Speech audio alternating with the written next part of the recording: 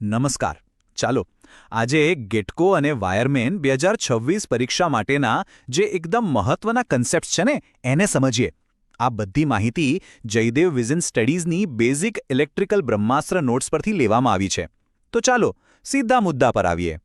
હવે સૌથી મોટો સવાલ એ છે કે આટલો મોટો અને ટેકનિકલ સિલેબસ છે એને કવર કઈ રીતે કરવો? આ એક મોટો પડકાર છે, ખરું ને? તો પછી આનો રસ્તો શું છે? ચાલો એ જ શોધી કાઢીએ. જરા અહીંયા નજર તો કરો. આ સિલેબસ કેટલો વિશાળ છે. Digital gates, transformer, circuit protection અને ઘણું બધું. આ બધા ટોપિક્સ તૈયાર કરવાના છે. હવે તમે જ વિચારો, આટલું બધું યાદ રાખવું એ જ તો અસલી પરીક્ષા છે. પણ ગભરાવાની જરાય જરૂર નથી. આનું એક ઉપાય છે. આપણે હાર્ડવર્ક નહીં પણ સ્માર્ટ વર્ક કરવાનું છે. આ સમગ્ર ચર્ચાનો હેતુ એ જ છે કે આપણે એકદમ ફોકસવાળી રિવિઝન સ્ટ્રેટેજી બનાવીએ. આપણે એવા 5 ગોલ્ડન રૂલ્સ પર ધ્યાન આપવાના છીએ જે પરીક્ષામાં વારંવાર પૂછાય છે.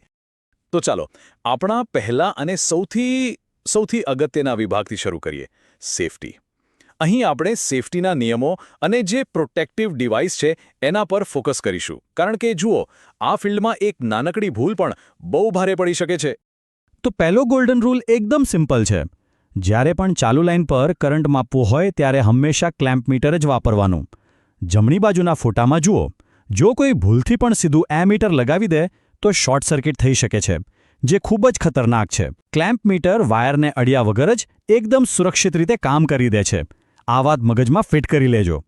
હવે આવે છે ગોલ્ડન રૂલ નંબર 2 અને આ તો ખાસ જાણવા જેવો છે. યાદ રાખજો, બધા સર્કિટ બ્રેકર એક સરખું કામ નથી કરતા. એક છે માણસની સુરક્ષા માટે અને બીજું છે મશીનની સુરક્ષા માટે. અને આ નાનકડો તફાવત જ બહુ મોટો છે. ચલો આને એકદમ સરળ ભાષામાં સમજીએ. આરસીસીબી એ આપણને ઇલેક્ટ્રિક શોક લાગવાથી બચાવે છે. એ માણસનો બોડીગાર્ડ છે. જ્યારે એમસીબી એ મોટર જેવા સાધનોને ઓવરલોડ કે શોર્ટ સર્કિટથી બચાવે છે. એક વાત ગાંઠ બાંધી લેજો, એમસીબી કોઈ વ્યક્તિને વીજળીના ઝટકાથી નહીં બચાવી શકે. તો સીધી વાત, માણસ માટે આરસીસીબી અને મશીન માટે એમસીબી. ઓકે, ચાલો હવે આગળ વધીએ. હવે વાત કરીએ પાવર સિસ્ટમના એક ખૂબ જ મહત્વના હીરોની, ટ્રાન્સફોર્મર.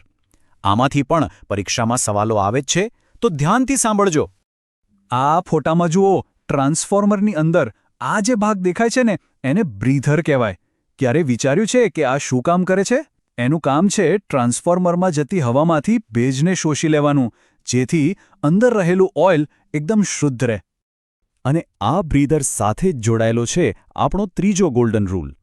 આ બ્રીધરની અંદર સિલિકા જેલ હોય છે અને એનો રંગ જ ટ્રાન્સફોર્મરની તબિયત બતાવે છે. જો એનો રંગ બ્લુ એટલે કે વાદળી હોય તો સમજો બધું બરાબર છે. પણ જેવો એનો રંગ ગુલાબી થવા માંડે તો સમજી જવાનું કે એણે ભેજ શોષી લીધો છે અને હવે એને બદલવાનો સમય થઈ ગયો છે. આ એક જાતનું વોર્નિંગ સિગ્નલ છે. ચાલો હવે આપણે અમુક એવા બેઝિક મટીરિયલ્સ અને કોન્સેપ્ટ્સ પર આવીએ જે કોઈ પણ વાયરમેન માટે જાણવા ખૂબ જ જરૂરી છે. આ તો એકદમ પાયાની જાણકારી છે.